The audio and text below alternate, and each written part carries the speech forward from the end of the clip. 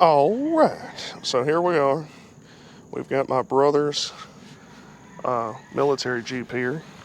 Thought I'd give you all a show. We got it pulled out, and we actually took the wheels and tires off of that truck and put them on this Jeep because we had another set of tires put on that truck.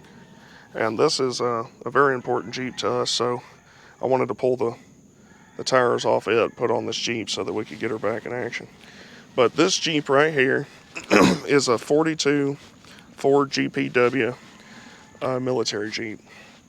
So this was produced by Ford during World War II on a contract with the government because Willys, there was concerns that Willys wouldn't be able to keep up production for the war effort, so they went ahead and brought Ford in. Initially kind of against Ford's will, he wasn't super on board with it.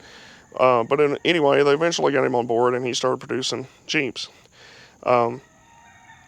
Ford is actually the one responsible for the distinctive slat grille, the stamped slat grille. The early prototypes of the Willys had a kind of elaborate welded slat grille. It was very labor intensive to create and required a lot of welding and stuff. So Ford, being the streamliner of automation, car production, assembly line, thought that stamping the grill out of one piece made a hell of a lot of sense, so they did that. A few other little designs here and there got carried over, but the basic principle is a conglomeration of Willys' prototype, Ford's prototype, and Bantham's prototype kind of clashed together. Willys won the contract, but like I say, Ford was brought in to help produce them. Anyway, this Jeep my grandfather bought after the war. So it's kind of a mixture of stuff going on. So it's got the wrong windshield on it. It's got a CJ2A windshield. It doesn't say Willys in the center of it, which a lot of the civilian Jeep windshields had. I believe that's a 2A windshield. So it's on there. It's not correct. The body on this Jeep, my grandfather bought it after the war. He used it for hunting. Certain family members in my family decided that they didn't care about a piece of Americana and war history, and they let it rot away out behind the barn at my grandfather's property. And what's so depressing about that is that this Jeep was a Ford stamped Jeep. So it had Ford stamped back here on the corner of the tub, which was a very low production thing that they did because the military shut them down and said, this isn't an advertising campaign for Ford or Willys. You're supposed to be making government vehicles for our soldiers. You're not supposed to be advertising for yourself. So they shut Ford and Willys down, told them not to do that anymore. And so to find a Ford that's GPW that's stamped Ford on the back of it there is very rare, and this was one of them. So my brother rescued this Jeep, and I believe he was 15 or 16. He was really young when he did his best attempt at a restoration. He tracked down a tub for it. So the tub on this Jeep is actually, it's a war period tub. It's a 43 MB. It's a Willys tub sitting on a GPW frame. He tried really hard to find a GPW tub. He really wanted the correct body on this. He wanted to do as correct as he possibly could. But this is years ago, so the internet wasn't, quite as prolific in the earlier 2000s, or 2005 or 6 or whenever it was that he was doing this, and he was young, so he was having trouble finding stuff. But he found this 43 MB tub, and it's in pretty good shape. Now it's been on the Jeep for years and seen a lot of four-wheeling and stuff. But the floors, it's intact. It's had some body work done to it over there on the passenger side. It's not perfect by any means, but it's certainly not horrendous. This tub's pretty old. Now, I haven't verified that it's a 43. That's what the man that we bought it from said. He said it was a 43. I haven't went through all the nitpicking of all the little holes in the dash and all that crap to determine if it's a 43, but it's definitely war period. You got your shovel notches. It's got the the glove box with the data plates mounting holes on it. It's got the proper mounting hole for the other data plate. It's got the proper gauges. It's got the blackout lights in it. the tub overall is not really that bad. It could be straightened out. It could use a little bit of attention. But like I say, this is a Jeep now that's in need of a kind of a second era restoration. Like I say, the first one my brother did when he was really young, he did a really good job. He saved the Jeep from going away forever, just rotting away. We need a rear shock back here. I just noticed the rear shock's missing, but if you look, if I can get you in there, I'm going to turn you upside down, if I can. And then if I can get you in there, let's see. I don't know if you'll be able to see it, but yeah, right there, you'll see a script F on that shock mount. Ford was quite insistent on stamping everything Ford on these Jeeps. So the frame stamp Ford, the steering assembly has Ford stampings. The fenders even had, if you find it, you can sand off the fender up in here, you'll find a script F. The radiator was stamped F. The pretty much, I would say 99%, 95% of it would be stamped F. Even as far as the water intake there on top of the head would have an F on it. Everything. And that was in an effort to separate its parts from Willys parts so that they could do quality control. If it had a Ford F, obviously it was a Ford part, so if it failed, then, they knew who to blame. This Jeep, unfortunately, it didn't have the original F-script engine in it. It actually had I believe a civilian engine in it, but when it sat on my grandparents' property, it rotted away, it got stuck. So my brother found this engine, which is actually a industrial L134, probably off a generator or welder or something. It's been in there for years. He bought it out of a chicken house. If I remember right, it was laying in a chicken house on its side. It runs really good. Oh, this hood right here, this is an original World War II hood, and some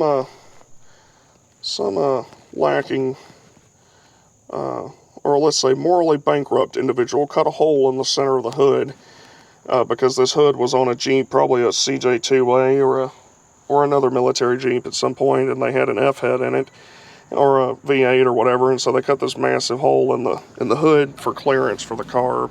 It's a shame because it's an actual military hood. It's got the military radiator that he was able to track down. It's still got a lot of Ford parts on it. Obviously, if we could find us a nice Ford tub, then we'd go ahead and probably pull this one off and save it for an MB. But that's down the road. I mean, there was little differences. So if you look over there on this hole right there, that's the latch for the toolbox back here. On the Fords, that was square. On the MBs, it's round. On the Willys Jeeps, on their tubs, this was just flat, if I'm remembering it right. And on the Fords, it had this design on it, this toolbox lid. Like I say, I know more about the Willys truck, so if I'm getting any of this wrong, feel free to chastise me. But anyway, it's got the T84 3-speed transmission, the precursor to the T90 that's in the trucks and the CJ2As and everything.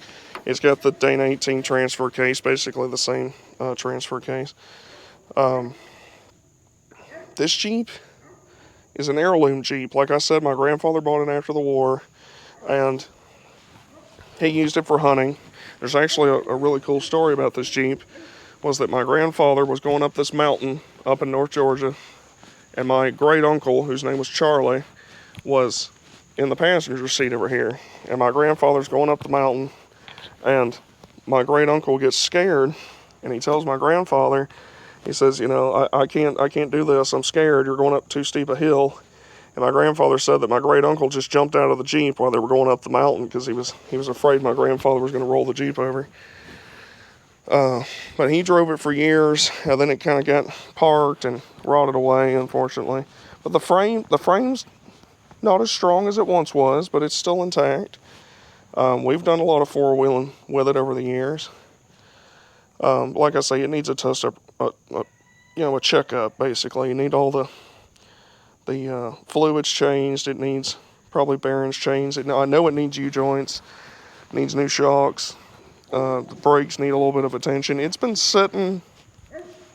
We've cranked it here and there, but we haven't really drove it. Yeah, probably 3-4 years, I would say. The problem that we had before was that the steering column was broken. And the gearbox, the steering box was just toasted. And the thing is that the steering boxes for these Jeeps are pretty expensive to get if you get one that's rebuilt. And they're kind of particular on rebuilding them. And we need to get into that, but we haven't got around to it yet. So I had a CJ3B.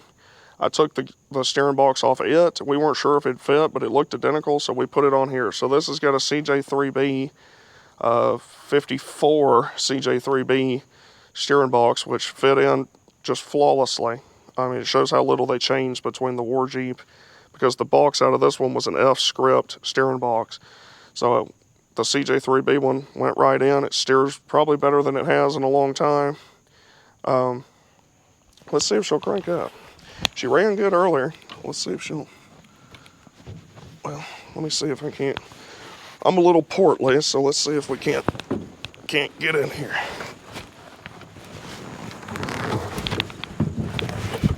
Let's see. All right. Windshield's a touch dirty. Let's see. Put that down. Yeah. All right. Let's pop her in neutral. And then we're going to give her a little throttle. Let's see if she'll turn over. There you go. Well, almost.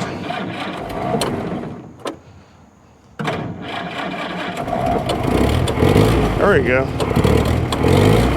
A little finicky. Like I say, she hasn't been running a long time. She needs some brake work. This Jeep's actually got the Solex on it. This is the Jeep I mentioned in my other video that has got the Solex. Which my brother's actually had really good success with it. It actually, I mean, it's running on soured fuel right now. And it's actually pretty impressive how good it actually runs. As I stall it out, because I haven't drove this Jeep in a long time.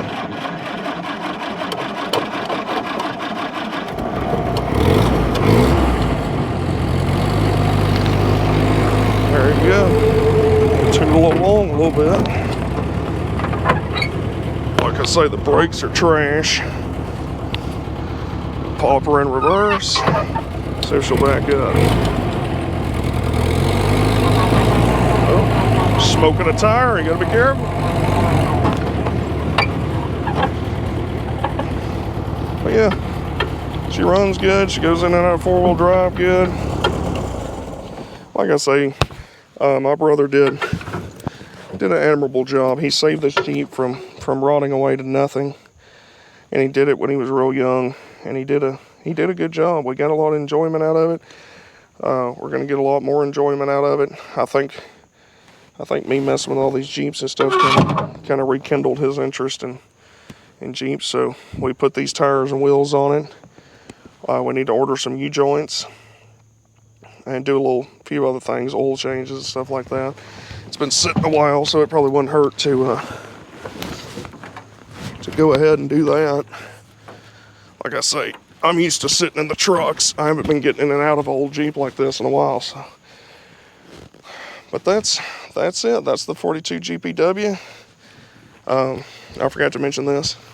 On the Ford GPWs, this front cross member right here is square. On Willys MBs, this is round. It's a tube. I'm not much of a Ford man, but when it comes to Jeeps, this right here is a much better design than the round tube. The round tube is kind of trash. Let me show you why. This is a CJ3B. This round tube right here, the way this radiator is made, you can't see it from the top, but here's the round tube right there. If if you notice, it's ripped loose from the frame. It's quite interesting because it's, you know, they can barely weld it. Whereas on the World War II Jeep, it's square, so they can actually attach it better to the frame. And in this case, they actually, it's actually riveted right there. So it's much stronger. It is a better design. Like I say, this frame's got some rot in it. It's got a little bit right there. Needs to be patched. It's got some more back in the back of it here. The frame definitely needs, what it needs is the body pulled off of it, and the frame's, you know, strengthened up, patched some, the body cleaned really good, repainted. Just give her extra life. We don't need nothing happening to her. Yeah, like I say, this is the closest thing to an heirloom Jeep that we have. My grandfather bought it after the war. I'm not sure what year he bought it. I would say probably in the 50s. Maybe early 60s, I don't know. I don't know if we know the exact year. He used it for years. My father drove it. Now it's my brother's. Me and him's rode in it. So it's been in the family, you know, quite a long time. I'd say, you know, 50 plus years, I guess. I don't know. Not sure what year he actually got it, but it's actually really special. It's nice to have it. And a really cool thing is that when my brother got it done, my grandfather was still alive, and so like I say, this is after years after my brother's restoration. So the paint, you got to imagine it being like really cherry. We got to ride my grandfather around in it before he passed away, and he seemed to really enjoy that because he hadn't rode in it, you know, in probably 30, 40 years, whatever. And he seemed to really enjoy that. So it was kind of special that my brother was able to get that done for him. You always know a military frame. I don't know if I can show it to you or not, because it's got a machine gun mount. Right. Well, hang on, let me see if I can't show it to you. So right there in the center of the screen, this right here, that's the machine gun mount. Okay, so not very many. I mean, Jeeps had them during the war, but not all of them. Everybody thinks every military Jeep had a 30 caliber Browning in the back of it, but that's not the case. But all the Jeeps had that mount, so that if they needed to outfit it, they could. So that's another thing to look for, because you'll find military bodies sitting on CJ2A frames, CJ3B frames, CJ, M38 frames. You can find them swapped around. So if you're ever in question on whether or not it's a military Jeep, that's an easy thing to look for. And then, of course, you can look and see if it's F-script. You can look at all these other little features, see if it lines up like it should. But this is the Jeep that started it all. This is it. This is the vehicle that won the war. This is the vehicle that's been copied by everybody in some variation or other. This is the one that started the four-wheeling movement in America, with the CJ2A is the son of this Jeep. This is the one that started all the shit that I love, basically. It's what gave us that truck over there. It's what gave us that Jeep right there. It's what gave us, all this stuff that y'all see me ramble about. So not only is it a piece of Americana that we've been able to keep alive that has family history with us, but its legacy still lives on. So it's pretty sweet to have it around. And I'm glad we got it out and drove it around some today. I'm hoping y'all see this Jeep again after we get the stuff taken care of. You'll see it again. I'd like to take it up there in the mountains where I took the Willie's truck and do a little wheeling up there. I think that'd be fun. But anyway, I hope you enjoy. If you enjoyed this, go ahead and hit the subscribe button. If you're enjoying these Jeep and Jeep truck videos and my camping stuff, go ahead and hit the subscribe button. It doesn't cost you anything, and it helps me out, gets my videos where they're being seen by the algorithm of YouTube, you know. And if y'all like this stuff, I'll keep putting them out. But anyway, thanks for watching. Take it easy.